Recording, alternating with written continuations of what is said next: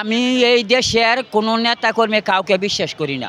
প্রশাসনে আইনশৃঙ্খলা বাহিনী, রাস্তার কাজ, ট্রাফিক আসে, পুলিশ আছে, সার্জন আছে, ওরা কাজ করবে, কিন্তু পাবলিক কোনো রাস্তায় নিয়ন্ত্রণ করতে পারবে না। যেই রাস্তায় মনে করেন পাবলিক রাস্তায় নিয়ন্ত্রণ করবে, ওই রাস্তায় সমস্যা হইব। যদি আজকে বিএনপি থেকে দেয়, বিএনপি দলের নষ্ট হইব, জামাত থেকে দিলে জামাতের দল নষ্ট হইব। কোনো ছেলে পেলেকে রাস্তায় ডিউটি করানো যাবে না। ছেলেপেলেকে অন্য জায়গায় যে 400 গার্মেন্টস বন্ধ করছে কে?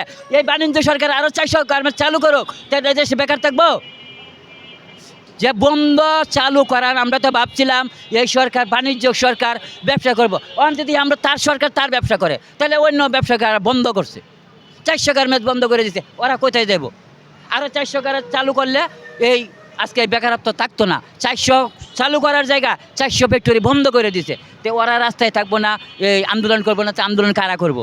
আন্দোলন করলে আন্দোলনকারীদের দোষ, আন্দোলনকারীদের কোনো দোষ নাই, ওরা তো ভাত খাইতে পারতেছে না, তো আন্দোলন তো করবেই।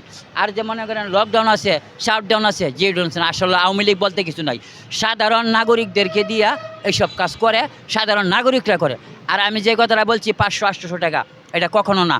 আওয়ামী লীগের নেতাকর্মী তো টাকাই নাই, লকডাউন গাড়ি যে চলবে। আওয়ামী লীগের যে সময় ক্ষমতায় ছিল, বিএনপিরা হরতাল করছে, কথাটা বুঝছেন, হরতাল করছে, গাড়ি বন্ধ রাখছে, ওরা এই